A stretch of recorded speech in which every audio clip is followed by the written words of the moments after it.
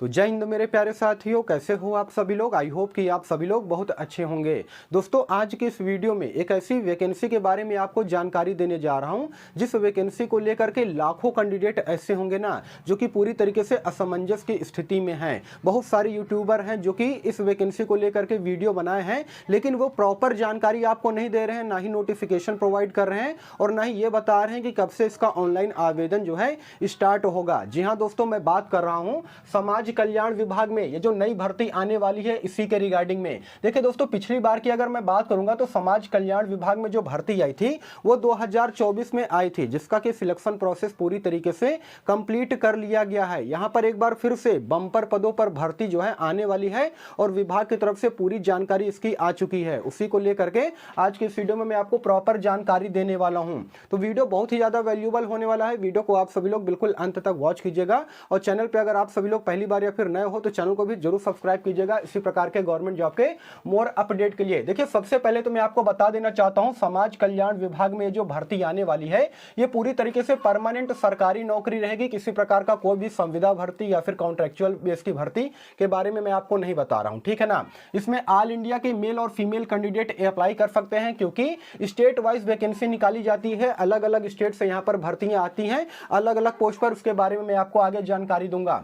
Number of total सीटों की अगर मैं बात करूंगा तो इस बार 13,400 से ज्यादा पदों पर इस भर्ती का नोटिफिकेशन जो है रिलीज किया जाएगा। बहुत सारे कैंडिडेट मुझसे ये पूछते हैं कि सर ये बताइए समाज कल्याण विभाग में रह करके मुझे क्या काम करना पड़ेगा। तो सबसे पहले आप लोग ये समझिए कि इस विभाग में क्या काम होता है। तो दोस्तों, काम की अगर मैं बात करूंगा तो इसमें आर्थिक एवं सामाजिक रूप से कमजोर एवं दुर्बल व्यक्तियों के लिए कल्याणकारी योजनाओं का संचालन करना जो है मोटा मोटी यहाँ पर काम होता है। मेनली यही काम होता है, जैसे कि वृद्धावस्था पेंशन योजना को लागू करना, उसके अलावा मुख्यमंत्री सामूहिक विवाह योजना को लागू करना। जो मुख्यमंत्री सामूहिक विवाह होता है ना, आप सभी लोग को मालूम ही होगा, और इसके तहत जो है लड़कियों को 1 लाख रुपए की राशि जो है दिया जाता है। तो इस तरह के योजनाओं को मतलब कि संचालित करना इनका काम होता है। उसके अलावा उत्पीड़न की दशा में आर्थिक सहायता प्रदान करना बेसिकली इनका काम होता है। उसके अलावा जो विशेष रूप से जो वरिष्ठ नागरिक होते हैं, महिलाएं होते हैं, विधवा महिलाएं होते हैं या फिर बच्चे होते हैं,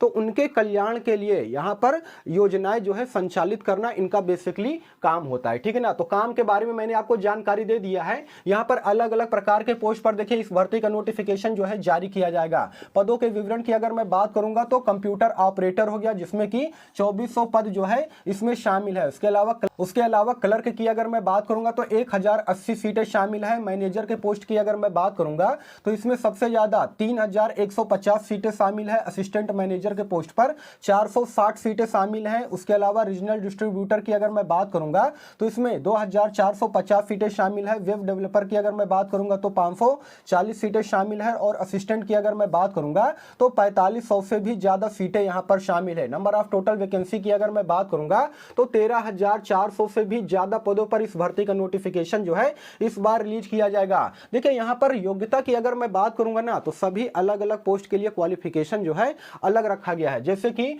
अगर मान लीजिए आप कंप्यूटर ऑपरेटर के लिए अप्लाई करते हो तो सभी 12वीं पास मेल और फीमेल कैंडिडेट इसके लिए अप्लाई कर सकते हैं। उसके लिए अगर आप क्लर्क के लिए अप्लाई करते हो तो इसमें भी सभी 12वीं पास मेल और फीमेल कैंडिडेट अप्लाई कर सकते हैं। मैनेजर के लिए अप्लाई करते हो तो सभी ग्रेजुएशन पास मेल और फीमेल कैंडिडेट जो है मैनेजर के लिए अप्लाई कर सकते हैं। उसके अलावा वेब डेवलपर की अगर मैं बात करूंगा तो इसमें देखिए सभी 12वीं पास कैंडिडेट अप्लाई कर सकते हैं। असिस्टेंट के पोस्ट के लिए सभी 10वीं पास जो है कैंडिडेट यहां पर अप्लाई कर सकते हैं। तभी यहां पर मैंने क्वालिफिकेशन के तौर पे लिख रखा है कि सभी 10वीं पास, 12वीं पास और ग्रेजुएशन पास कैंडिडेट जो है अप्लाई कर सकते हैं। इसमें किसी प्रकार का कोई भी एक्सपीरियंस सर्टिफिकेट नहीं मांगा जाएगा।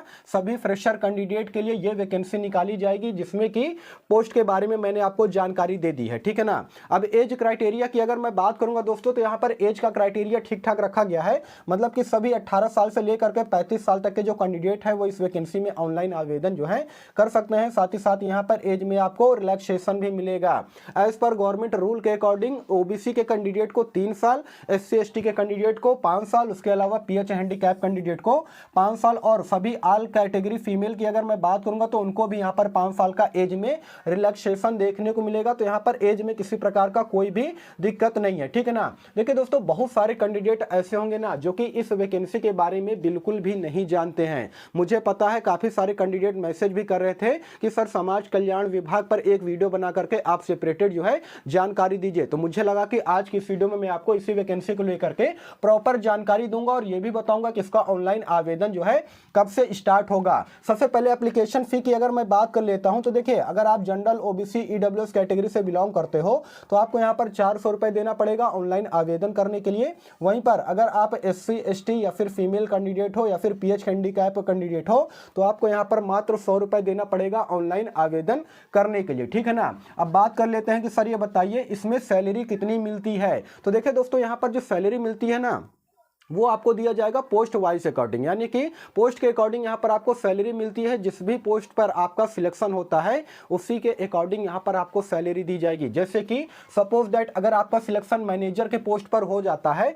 तो आपको यहाँ पर जो सैलरी दी जाएगी ना वो दिया जाएगा 45,000 के लगभग में, ठीक है ना। यानी कि 45,000 प्लस आपको यहाँ पर सैलरी दी जाएगी। उसके अलावा महंगाई भत्ता 50% आपको दिया जाएगा, एचआरए वगैरह भी यहाँ पर आपको जो है दिया जाएगा। वहीं पर अगर मान लीजिए कि आपका सिलेक्शन जो है क्लर्क पोस्ट पर होता है या फिर असिस्टेंट पोस्ट पर होता है तो यहां पर आपको जो सैलरी दिया जाएगा वो दिया जाएगा 25,500 रुपए। यानी कि इसमें भी अगर आप महंगाई भत्ता और एचआरए मिलाओगे तो ये तकरीबन 30,000 प्लस आपकी सैलरी जो है बनेगी। यानी कि मासिक वेतन की अगर मैं बात करूंगा तो 30,000 रुपए से ऊपर का वेतन आपको यहां पर मिलने वाला है किसी भी पोस्ट पर अगर आपका सिलेक्शन होता है तो।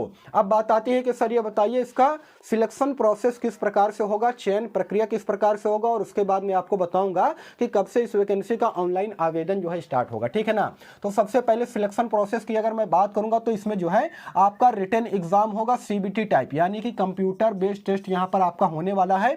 उसके बाद स्किल टेस्ट होगा किसी किसी पोस्ट पर, जैसे कि मान लीजिए आप मैनेजर के पोस्ट के लिए अप्लाई करते हो तो इसमें आपका स्किल टेस्ट होगा, या फिर अगर मान लीजिए क्लर्क पोस्ट पर अप्लाई करते हो, कंप्यूटर ऑपरेटर के पोस्ट पर अप्लाई करते हो तो कंप्यूटर से रिलेटेड आपके यहां पर सवाल पूछे जाएंगे। यानी कि इन सभी पोस्ट के लिए जो है आपका स्किल टेस्ट होगा। लेकिन बाकी पोस्ट की अगर मैं बात करूंगा जैसे कि असिस्टेंट पोस्ट पर, रीजनल डिस्ट्रीब्यूटर पर या फिर बाकी की जो पोस्ट है इसमें आपका किसी प्रकार का कोई भी स्किल टेस्ट नहीं होगा। सीबीटी एग्जाम आप क्रैक करोगे, उसके बाद सीधे आपका क्या होगा, डॉक्यूमेंट वेरिफिकेशन होगा, एक छोटा सा मेडिकल होगा और फाइनली आपको यहाँ पर ज्वाइनिंग जो है दे दी जाएगी, ठीक है ना। तो सिलेक्शन प्रोसेस आसान है, बहुत ज्यादा यहाँ पर कठिन सिलेक्शन प्रोसेस नहीं रखा गया है। अब देखिए सिलेबस की अगर मैं बात करूंगा कौन कौन से सब्जेक्ट से कितने क्वेश्चन पूछे जाएंगे तो यहां पर मैं आपको बता दे रहा हूं।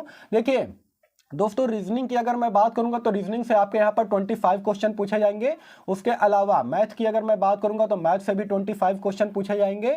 उसके अलावा इंग्लिश से भी आपके यहाँ पर 25 क्वेश्चन पूछे जाएंगे और जीके करंट अफेयर से यहाँ पर आपके 25 क्वेश्चन पूछे जाएंगे। नंबर ऑफ टोटल क्वेश्चन की अगर मैं बात करूंगा तो 100 क्वेश्चन होंगे 100 अंक के, यानी कि जो एक क्वेश्चन होगा वो 1 नंबर का होगा, जिसके लिए कि आपको 90 मिनट का समय दिया जाएगा और निगेटिव मार्किंग यहाँ पर 1/4 होने वाला है, ठीक है ना। तो तुक्का आपको नहीं लगाना है, सोच समझ करके आपको यहां पर जो है सॉल्व करना है, ठीक है ना।